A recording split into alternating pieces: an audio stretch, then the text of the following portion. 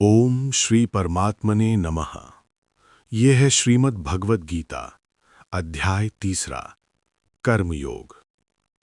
कुरुक्षेत्र के युद्ध भूमि में अर्जुन के मन में अभी भी द्वंद्व है। अर्जुन श्री कृष्ण से पूछते हैं, हे केशव, यदि ज्ञान कर्म से श्रेष्ठ है तो फिर आप मुझे इस भयानक युद्ध में कर्म करने के लिए क्यों प्रेरित कर रहे हैं? अर्जुन के इस प्रश्न में हर मनुष्य का प्रश्न छिपा है। क्या कर्म करना जरूरी है या फिर सब कुछ छोड़ देना ही श्रेष्ठ मार्ग है? भगवान श्री कृष्ण मुस्कुराते हैं और कर्म योग का रहस्य बताते हैं। श्री कृष्ण कहते हैं, इस संसार में कोई भी व्यक्ति क्षण मात्र भी कर्म किए बिना नहीं रह सकता। श्वास लेना भी कर्म है, सोचना भी कर्म है और भागना भी कर्म है। श्री कृष्ण कहते हैं, न ही कश्चित क्षणमपि जातु तिष्ठत अकर्मकृत। अर्थ, कोई भी मनुष्य एक क्षण भी कर्म किए बिना नहीं रह सकता। जो व्यक्ति कर्म का त्याग करने का दावा करता है वह भी मन में कर्म करता रहता है। इसीलिए कर्म छोड़ना समाधान नहीं है। श्री कृष्ण आगे कहते हैं, कर्म नहीं, कर्म के पीछे की इच्छा बंधन बनती है। जब कर्म स्वार्थ, अहंकार और फल की लालसा से किया जाता है तो वही कर्म बंधन बन जाता है। लेकिन जब वही कर्म कर्तव्य समझकर ईश्वर को समर्पित करके किया जाए तो वही कर्म मुक्ति का मार्ग बन जाता है। श्री कृष्ण अर्जुन से कहते हैं, नियतम कुरु कर्म त्वम कर्म ज्यायो ह्यकर्मणः। अर्थ, हे अर्जुन, अपना नियत कर्म करो क्योंकि कर्म कर्म त्याग से श्रेष्ठ है। ये कर्म योग है, कर्म करना लेकिन फल से बंधे बिना। आज का मनुष्य भी यही भूल करता है। वह कर्म करता है लेकिन हर समय फल की चिंता में रहता है। फल मिलेगा या नहीं, लोग क्या कहेंगे, मेरी प्रशंसा होगी या नहीं, यही चिंता मनुष्य को अशांत करती है। श्री कृष्ण कहते हैं, फल का अधिकार तुम्हारा नहीं, कर्म करना तुम्हारा धर्म है।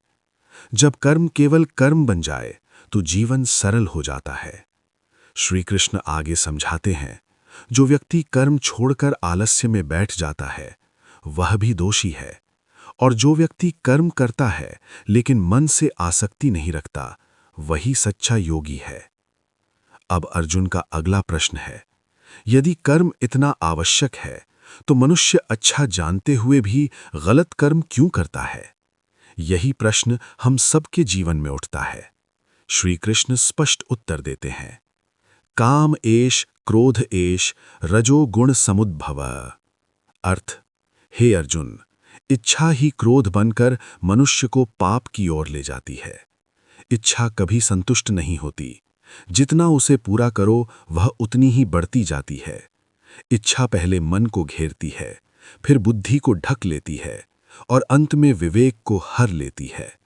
जब विवेक नष्ट होता है तब मनुष्य गलत को भी सही समझने लगता है। श्री कृष्ण कहते हैं, इसीलिए इच्छा ही मनुष्य का सबसे बड़ा शत्रु है।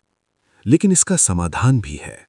श्री कृष्ण कहते हैं, इंद्रियों पर संयम रखो, मन को साधो और बुद्धि को जागृत रखो। जो व्यक्ति इच्छा को पहचान लेता है और उस पर नियंत्रण रखता है वही सच्चा कर्मयोगी है। कर्मयोग का अर्थ ये नहीं कि घर छोड़ दो, वन चले जाओ। कर्मयोग का अर्थ है, जहां हो जो करो उसे ईमानदारी से कर्तव्य समझकर करो। एक विद्यार्थी का पढ़ना, एक माता का पालन, एक सैनिक का धर्म, एक किसान का परिश्रम सब कर्मयोग हैं, यदि उनमें स्वार्थ ना हो। श्री कृष्ण कहते हैं, जो व्यक्ति अपने कर्म को ईश्वर को अर्पित कर देता है वह कर्म में रहते हुए भी बंधन में नहीं पड़ता। अंत में श्री कृष्ण कहते हैं, आत्म विजय ही सच्ची विजय है। बाहरी युद्ध से पहले अंदर के युद्ध को जीतना जरूरी है। इच्छा पर विजय, क्रोध पर संयम और कर्तव्य में स्थिरता, यही कर्म योग है। यही गीता अध्याय 3 का संदेश है। ओम तत्सत। ओम श्री कृष्ण।